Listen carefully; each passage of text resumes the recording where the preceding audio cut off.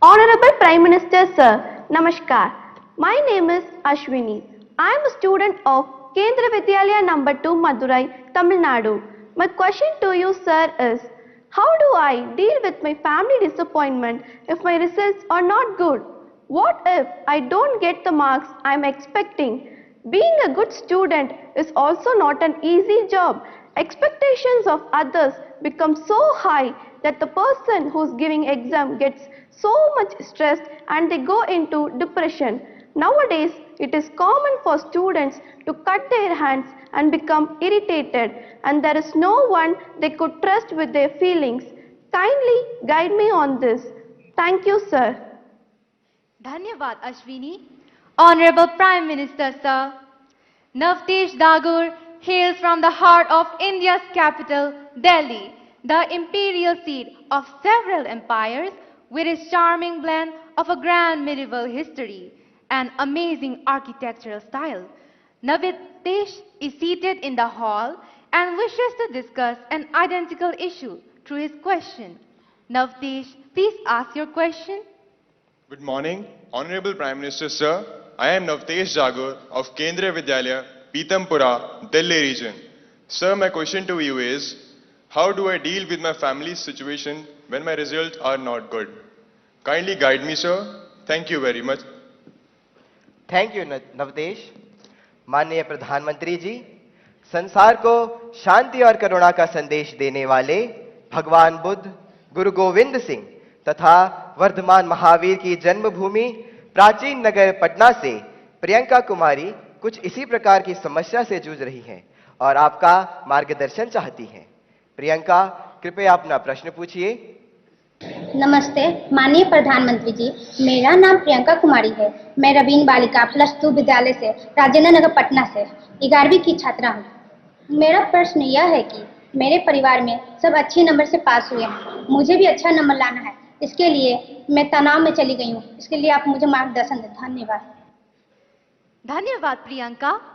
माननीय प्रधानमंत्री जी, अश्विनी, नवतेश एवं प्रियंका यह महसूस करते हैं कि यह महत्वपूर्ण मुद्दा कई छात्रों को प्रभावित करता है और इसे हल करने के लिए आपका मार्गदर्शन चाहते हैं। अश्विनी, आप क्रिकेट खेलती हैं क्या?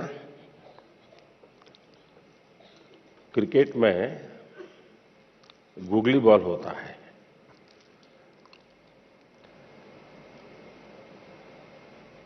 निशाना एक होता है, दिशा दूसरी होती है। मुझे लगता है कि आप पहले ही बॉल में मुझे आउट करना चाहती हो। अगर परिवार के लोगों के आपके से बहुत अपेक्षाएं होना बहुत स्वाभाविक है और उसमें कुछ गलत भी नहीं है, लेकिन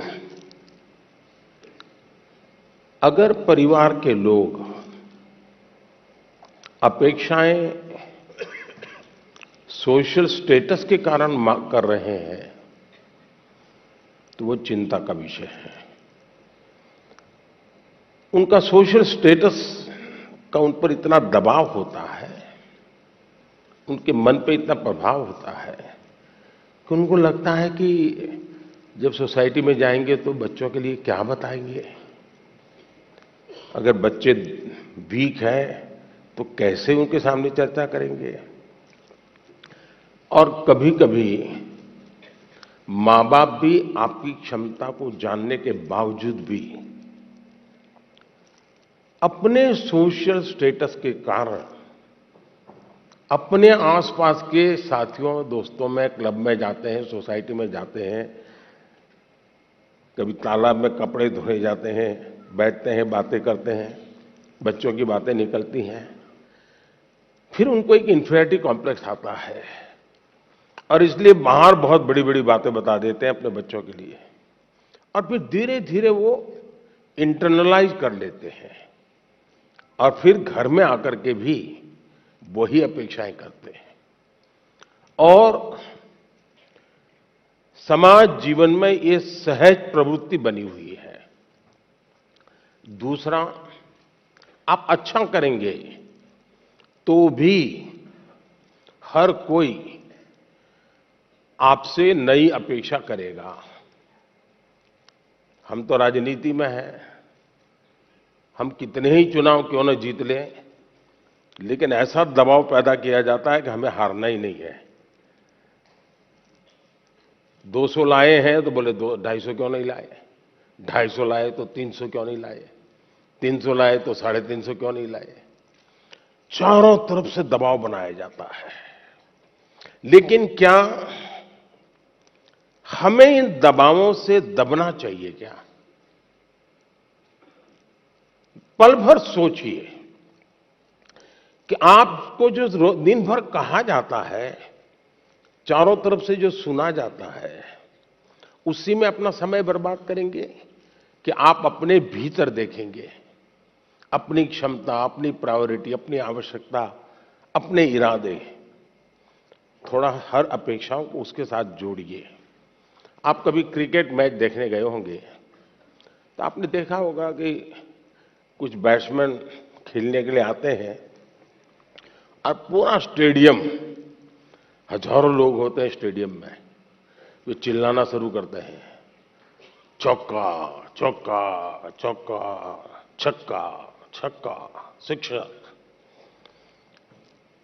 क्या वो ऑडियंस की डिमांड के ऊपर चौके और छक्के लगाता है क्या? ऐसा करता है क्या कोई प्लेयर?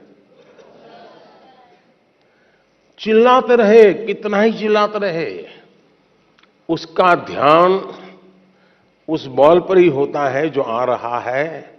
उस बॉलर के माइंड को स्टडी करने की कोशिश करता है और जैसा बॉल है वैसे ही खेलता है, न कि ऑडियंस चिल्लाता है।